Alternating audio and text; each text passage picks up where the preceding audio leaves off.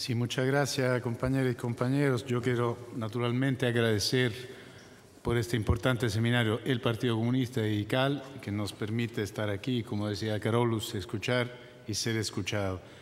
Yo había preparado una ponencia un poquito más amplia, pero el tiempo es tirano, así que voy a ser un poco más corto y más reducido. Pero sí quisiera, digamos, tratar algunos aspectos teóricos y si me da tiempo, digamos, alguna cosa sobre la realidad nuestra, en Europa y en Italia en particular. Empiezo recordando una pequeña anécdota. Como decía una popular tira cómica de hace unos años en Italia, un obrero dice al otro: ¿te das cuenta? La lucha de clase se acabó. Y el otro contesta: bueno, a ver si se lo puedes explicar a los patrones. La realidad es porfiada. No cabe duda que la lucha de clase, motor de la historia, es más vigente que nunca, a pesar de los esfuerzos para negarla, de los sacerdotes del pensamiento único del mercado, de los ideólogos del fin de la historia, de la ex socialdemocracia o ex tercera vía y de los revisionistas de toda índole. El marxismo no es producto del laboratorio, al contrario se redefine como guía de la acción para la lucha de clase. Se realiza en la práctica y en el conflicto social, convirtiéndose en fuerza material de cambio. Marx nunca dio por acabadas sus ideas, sino que las enriqueció hasta el final de su vida. Por lo tanto, en cuanto enano sentado en los hombros de gigante, quisiera repensar alguna de las categorías de análisis. Por un lado, para poner al día nuestra caja de herramientas en el capitalismo global, y por el otro, para tratar de desilvanar la complicada relación entre nueva composición de clase, comando y estructura de mediación. Propongo un esquema de análisis de la lucha de clase en tres aspectos: la lucha económica, la lucha ideológica y la lucha política. Antes que nada, volver a Marx. En el mismo Marx se encuentra mucha de la clave para la actualización y enriquecimiento de la concepción marxista sobre las clases sociales. Son ideas a las que le concedió un papel menos relevante, dado los procesos que parecían predominar en las épocas históricas en que vivió. Lejos de la lectura mecanicista y economicista que simplifican la estructura socioclasista del capitalismo, se impone la superación de las interpretaciones unilaterales de las ideas de Marx y de la incapacidad para actualizarlas, tomando en cuenta la transformación del capitalismo y las enseñanzas de la propia lucha de clase. En tal sentido, cabe destacar las que desconocen el empleo por parte de Marx de algunos términos con diferentes significados. Por ejemplo, clase social, trabajo, proletariado, clase media, pequeña burguesía. Marx otorgó poca atención a los sectores del proletariado no vinculados a la producción industrial, pero que después, en la posteridad, han adquirido una gran relevancia. Las relaciones de clase no son exclusivamente económicas o de explotación, sino también articulación de relaciones de explotación, dominio y enajenación, elementos relacionados con los nuevos modos de legitimación del poder. Piensa en la televisión, en la radio, en los medios de comunicación de masa, que permitieron a la burguesía neutralizar la capacidad de cambio de las masas. Cierta sobreestimación de la potencialidad revolucionaria del proletariado, con la consiguiente subvaloración de las del resto de las clases y sectores populares. La consideración que la ruptura revolucionaria solo es posible en la condición de un nivel de desarrollo de la fuerza productiva con grande riqueza social, es decir, en el capitalismo avanzado. Yo creo que la misma experiencia de la Unión Soviética y la de América Latina sean emblemáticas en este aspecto. En Marx, la clase son relaciones, y las relaciones de clase son, por principio, movimiento dentro de un modo de producción. Su historia es la historia de sus cambiantes relaciones respecto a las relaciones de producción. Por lo tanto, la relación entre clase y la relación de producción no son estáticas. Ahora bien, ¿cuáles son las clases sociales en el siglo XXI? ¿Y cuál es su composición hoy en día en los países del capitalismo avanzado? En la condición actual, probablemente la mayoría de las personas se encuentran de manera simultánea en diferentes situaciones de clase, múltiples, mediatas, contradictorias o ambiguas, y participan al mismo tiempo en relaciones de otro tipo como las de géneros, étnico-nacionales, generacionales, religiosas. Eso complejiza de manera extraordinaria el problema de los intereses, subjetividades y posiciones clasistas también en la coyuntura sociopolítica específica. Nos parece importante identificar los grupos sociales realmente existentes, clases, fracciones, capas y la subjetividad de los mismos. Como un amplio debate ha evidenciado, la transformación productiva iniciada en las últimas décadas del siglo XX, la globalización neoliberal y la imparable movilidad del trabajo, junto a la experiencia de la lucha feministas y anticoloniales, han puesto el capital frente a la necesidad de su reestructuración. La entrada en masa en el mercado del trabajo de nuevas figuras, mujeres inmigrantes, ha sido acompañada por nuevo proceso de fragmentación y disciplinamiento de la fuerza de trabajo, ampliamente intensificado por la crisis. Este proceso, sintetizado en el concepto de inclusión diferencial, ha valorizado e incluido en el mercado del trabajo distintas figuras del incluido o del pobre. En Italia, con la crisis, un número creciente de mujeres que ha perdido el trabajo está buscando empleo en el sector del cuidado.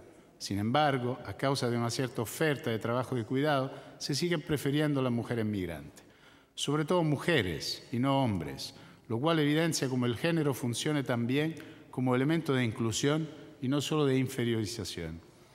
Expuestas a múltiples mecanismos de chantaje, las migrantes están obligadas a conformarse con sueldos más bajos y están más dispuestas a cumplir con las indicaciones de sus empleadoras o empleadores.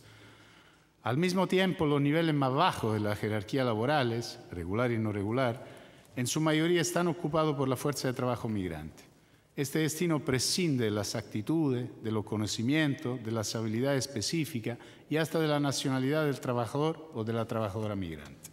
Según un lugar común muy difundido en las sociedades europeas más avanzadas, los migrantes hacen los trabajos que los autóctonos ya no están dispuestos a hacer. Sin embargo, en la jerarquización del trabajo migrante, un papel de fundamental importancia se asigna al control de la movilidad de los migrantes y a la restricción al mismo Instituto de la Ciudadanía.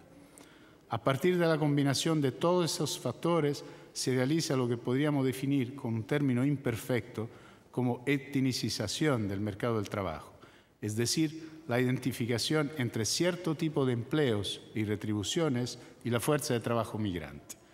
Y al interior de ese mismo mecanismo, entre algunos empleos específicos y una determinada proveniencia geográfica. Por ejemplo, en Italia, las trabajadoras de la limpieza doméstica son filipinas y suramericanas, los albañiles del este de Europa, las nanas ucranianas, los vendedores ambulantes senegaleses, las trabajadoras del sexo vienen de los países africanos, latinoamericanos y del este. Los ordeñadores son hindúes, sikh. Los pizzaioli, lo que hacen la pizza, son egipcios. Los obreros del textil y del cuero son chinos, etc. Se trata de un mecanismo de etnicización que actúa en la estructura de clase también a través de jerarquías patriarcales y de género. En este sentido, nos parece eficaz la idea de una articulación entre clase, etnia y género, que al mismo tiempo salvaguarde la especificidad e insista sobre su convergencia en la determinación y organización del mercado del trabajo, de las relaciones sociales y de la composición de clase. Una lente para evidenciar el funcionamiento conjunto de mecanismos de segmentación y jerarquización como la xenofobia, el sexismo, la subordinación laboral y la alienación de los derechos, muy a menudo analizados como si fueran desligados entre ellos. Me salto. En otra palabra, hoy en día la clase está conformada no solo por las clases trabajadoras, los desempleados, los jóvenes, todos los sin poderes del viejo continente. A estos hay que agregar los migrantes, los nuevos parias, los condenados de la tierra a los cuales se niega cualquier oportunidad. 3 minutos. El mar Mediterráneo se ha convertido en el mar de la intolerancia y de la violencia, donde mueren millares de migrantes debido a la exclusión social de la riqueza de poco y a la cancelación de derechos. Un mar que ha encarnado el rostro barbárico de una Europa que se jactaba frente al mundo de ser un modelo de forma superior de civilización. Para los migrantes, la Unión Europea del siglo XXI está hecha de cementerios marítimos y de campos de concentración. Esta barbarie occidental, este crimen a la vista de todo, es el verdadero spread, el diferencial sin solución. A estos aspectos hay que agregar de manera sintética, mucho más sintética, Otro punto, el ambientalismo, el feminismo, la lucha de las minorías sexuales. No existe un sujeto revolucionario a priori o predestinado, sino la necesidad de su construcción y actualización en base a las condiciones, coyuntura histórica específica y cambiantes. Por tanto, es importante construir una estrecha articulación entre la lucha de clase y la lucha por la superación del resto de las desigualdades sociales y políticas para establecer alianzas de clase. La contradicción del capitalismo trasciende su inviabilidad como régimen económico y social y pone en peligro la supervivencia misma de la humanidad y la vida en el planeta. La contradicción capital-trabajo asalariado está desbordada no solo por la contradicción capital-trabajo, sino por la contradicción capital-humanidad-naturaleza. Los planteamientos del buen vivir, en el caso de Bolivia y Ecuador, nos hablan claramente de la necesidad de pensar un socialismo en armonía con la Pachamama, la Madre Tierra. La irrupción en la lucha social de la temática feminista, de la cuestión de género, de la batalla en contra del patriarcado y la discriminación de diversas orientaciones sexuales, lejos de representar aspectos exóticos o secundarios, son parte integrante de una actualizada teoría de la lucha de clase hacia un socialismo humanista sin sectarismo o autorreferencialidad. En términos ideológicos, nos cuentan que la realidad es otra. En el plano ideológico, los poderes políticos y financieros cambiaron la narrativa del bienestar por la de la escasez. La industria de la mentira informativa se encarga de reiterar el mensaje. Los golpistas financieros declaran que no hay otra salida que los recortes. El capitalismo en su fase de reestructuración necesita quebrar países. Quizás el mayor problema de la crisis no es la quiebra de bancos, sino la quiebra de voluntades. La resignación es el camino indicado para inmovilizar a los sujetos. Para tener manos libres, la clase dominante inventaron el antipartidismo, o mejor dicho, la antipolítica, tout court. Es el mejor invento para alejar a los ciudadanos y la clase de los centros de poder y de decisión.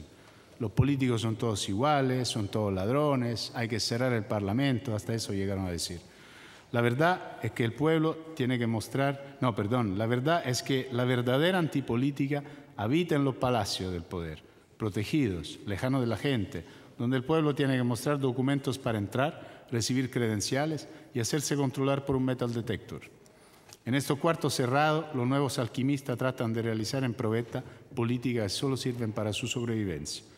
De parte nuestra, hay que reconectar la práctica social a los que están llamados a representarla, restablecer en otros y nuevo término la conexión entre la lucha social y la política, reconstruyendo el camino que pueda marchar sobre las dos piernas indispensables de la práctica social, del conflicto, de la lucha de clase y de la representación.